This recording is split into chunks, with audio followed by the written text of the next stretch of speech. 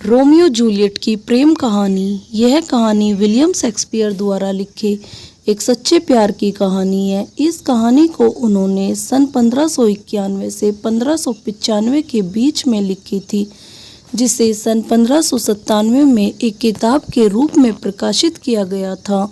यह इटली के वेराना नामक राज्य की कहानी है, जिसके राजकुमार प्रिंस एसेक्लस थे। इसी राज्य में दो प्रसिद्ध खानदान रहते थे, एक थे कैपुलेट और दूसरे मोंटेग। दोनों खानदान हमेशा एक दूसरे को नीचा दिखाने के लिए आपस में लड़ते रहते थे। इन दोनों खानदानों की लड़ाइयाँ पूरे वेराना राज्य में मशहूर थी। मोंटेग परिवार में एक रोमियो नाम का लड़का था, जो एक बार कैपुलेट परिवार की पार्टी में वेश बदलकर अपने दोस्त बेनवोलिया के साथ गया।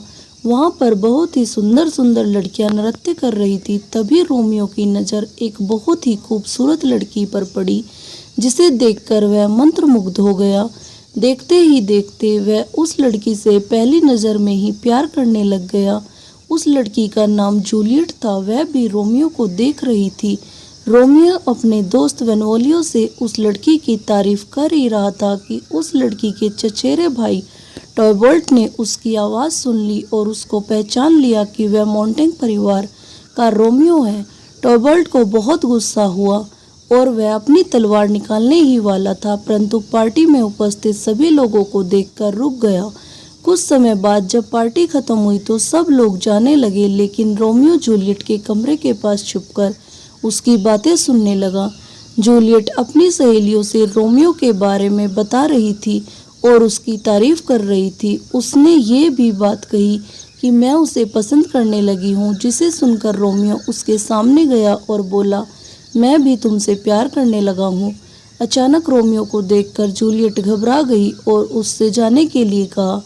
फिर भी रोमियो वहीं खड़ा रहता है और जूलियट से कहता है कि मैं तुम्हारे लिए कोई भी खतरा उठाने को तैयार हूँ। अगर तुम्हें मेरा नाम या धर्म नहीं पसंद है तो मैं उसे भी छोड़ने के लिए तैयार हूँ। दोनों एक दूसरे को साथ निभाने का वादा करते और शादी के लिए राजी हो जाते हैं। वहां से निकलकर रोमियो ने अपने दिल की सारी बातें उन्हें बताई और उनसे बोला, मैं जूलियट से शादी करना चाहता हूँ। यह सुनकर फ्रेयर लॉरेंस ने सोचा कि अगर इन दोनों की शादी करा देता हूँ तो दोनों परिवार की दुश्मनी खत्म हो जाएगी। इसलिए उन्होंने दोनों की शादी कराने का मन बना लिया। एक दिन जब रोमियो अपने दोस्त बेनवोलिया के साथ शहर में घूम रहा था, तभी उसकी मुलाकात टॉयबोल्ट से हुई। टॉयबोल्ट उन दोनों को देखकर बहुत गुस्सा हुआ और उन्हें अपशब्द कहने लगा। धीरे धीरे बात इतनी बढ़ गई कि दोनों तलवारबाजी करने लगे, जिसमें टॉयबोल्ट की मौत हो गई। यह खबर पूरे राज्य में फैल गई। वेराना के राजकुमार प्रिंस एसेक्लस ने टॉयबोल्ट की हत्या करने के जुल्म में रोमियो को वेराना राज्य से बाहर निकल जाने की सजा सुनाई। यह खबर सुनकर जूलियट को पहले तो बहुत गुस्सा आया कि रोमियो ने मेरे भाई को क्यों मार दिया। फिर उसने सोचा कि ज़रूर टॉयबोल्ट ने कोई गलती की होगी। सजा होने के बाद रोमियो फिर से फ्रेयर लॉरेंस के पास गया और उनसे सारी बातें बताते हुए कहा कि मैं जूलियट से बहुत प्यार करता हूँ, उसी से शादी करूँगा। फ्रेयर लॉरेंस ने रोमियो की सारी बातें सुनकर उससे कहता है कि मैं तुम्हारी शादी जूलियट से करा दूंगा, ये मेरा वादा है, लेकिन तुम राज्य छोड़कर जाने से पहले एक बार जूलियट से मिल लो, उसको खुद के लौटने का यकीन दिला दो। रोमियो जूलियट के पास जाता है। वो दोनों पूरी रात एक दूसरे को ढेर सारा प्यार करते हैं, लेकिन दोनों बहुत ही उदास थे क्योंकि सुबह होते ही रोमियो को राज्य छोड़कर जाना था। अगले दिन जब रोमियो चला गया तो जूलियट के माता पिता ने उससे बताया कि उसकी शादी एक पेरिस नाम के लड़के से करने का निश्चय किया है। जूलियट ने टॉयबोल्ट की मौत का बहाना बताते हुए शादी से इनकार कर दिया, परंतु उसके माता पिता ने उसकी नहीं सुनी और कहा कि पेरिस के साथ तुम्हारी शादी इसी हफ्ते होगी। यह सुनकर जूलियट बहुत बेचैन हो गई। उसे कुछ भी समझ नहीं आ रहा था कि वो क्या करे। बहुत परेशान होकर जूलियट भी फ्रेयर लॉरेंस के पास गई और अपनी सारी बातें उनसे बताई। फ्रेयर लॉरेंस ने जूलियट की सारी बातें सुनने के बाद उससे कहा कि तुम अपने घर जाओ, मैं तुम्हें एक दवा देता हूँ, जिसे तुम शादी के एक दिन पहले खा लेना। उसके बाद 42 घंटे तक तुम्हारी सांसें रुक जाएगी, जिसके कारण तुम्हारे परिवार वाले तुम्हें राज्य के कब्रिस्तान में ले जाकर दफनाएंगे। थोड़ी देर बाद मैं और रोमियो आकर तुम्हें निकाल लेंगे, फिर तुम दोनों शादी करके इस राज्य से चले जाना। जूलियट दवा लेकर घर चली आती है और पेरिस से शादी करने के लिए हाँ कर दिया। जब पेरिस जूलियट को लेने आने वाला था, उसी दिन वो पहली रात को ही जूलियट ने वो दवा खा ली। सुबह जब पेरिस आया तो उसने देखा कि जूलियट की मौत हो चुकी थी।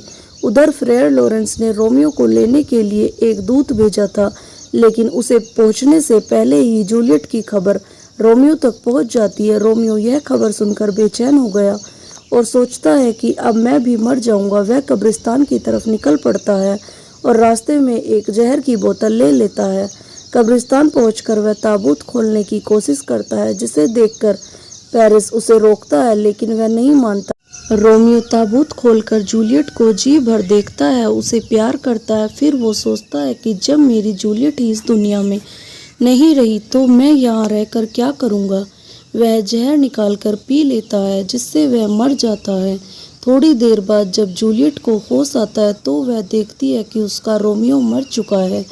तभी वहाँ फ्रेयर लॉरेंस भी आ जाता है। वह जूलियट को बहुत समझाने की कोशिश करता है, लेकिन जब जूलियट जहर की खाली बोतल देखती है तो वह समझ जाती है। अब रोमियो के होठों को चूमने लगती है ताकि उसके होठों पर लगा जहर उसके अंदर चला जाए और वो भी मर जाए, लेकिन उसके होठों पे बहुत कम ही जहर था, जिसका असर कम हुआ। तभी जूलियट ने अपने पास रखे खंजर को निकालकर खुद को ख़त्म कर लिया। इन दोनों की मौत के बाद दोनों खानदानों ने अपनी दुश्मनी ख़त्म कर दी। दोनों परिवारों ने मिलकर रोमियो और जूलियट की एक बहुत बड़ी मूर्ति बनवाई। इसी वजह से आजकल के रोमियो भी अपने सच्चे प्यार का एहसास दिलाने के लिए रोमियो और जूलियट की कस्में खाया करते हैं।